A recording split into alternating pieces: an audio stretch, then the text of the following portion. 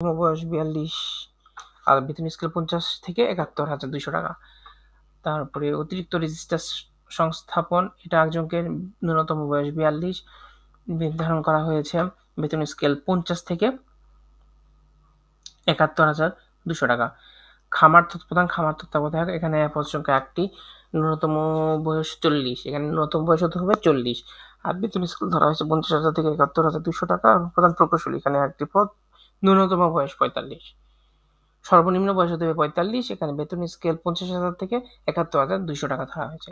এখানে টোটাল 25টা ক্যাটাগরিতে 26 জনকে নিয়োগ দেওয়া হবে। আর এখানে শিক্ষাগত যোগ্যতা, অভিজ্ঞতা, অন্যান্য শর্তাবলী রয়েছে। এখানে এই টোটাল 25টা পর্যায়ে যদি সবগুলো স্পেসিফিকভাবে বলতে যাই অনেক সময় লেগে যাবে, যার জন্য ভিডিওটা অনেক লং হবে। আমি চাচ্ছি না এটা করতে। আপনাদের এই আমার ভিডিও ডিসক্রিপশানে এই পিডিএফ কিভাবে কোথায় পাবেন তার একটা লিঙ্ক দেওয়া থাকবে, সেখান থেকে আপনারা ভিডিও ডিসক্রিপশন থেকে সেই লিঙ্কে গিয়ে আপনারা কি কাগজপত্র লাগবে, ইভেন কি কি দরকার এবং কোথায় আবেদন করবেন, কিভাবে আবেদন করবেন এবং এই পিডিএফ সবকিছু ওখানে দেওয়া থাকবে, আপনারা ওখান থেকে দেখে নিতে পারেন। আর চাইলে ভিডিও পজ আমি স্ক্রল করে যাচ্ছি, ভিডিও পজ করে আপনারা পড়ে নিতে পারেন কোন কোন পদে কোনটা সত্য দরকার। এই যে প্রধান খামার তত্ত্বাবধায়ক, এটা হচ্ছে প্রধান প্রকৌশলীর জন্য সত্য, এটা প্রধান খামার তত্ত্বাবধায়কের জন্য।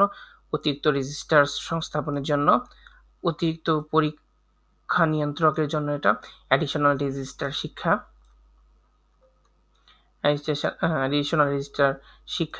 আর অ্যাডিশনাল ডাইরেক্টর পরিকল্পনা উন্নয়ন, পরিচালক ক্রিয়া প্রশিক্ষণ, ডেপুটি রেজিস্ট্রার সংস্থাপন 1, ডেপুটি রেজিস্ট্রার সংস্থাপন 2, ডেপুটি ট্রেজারার।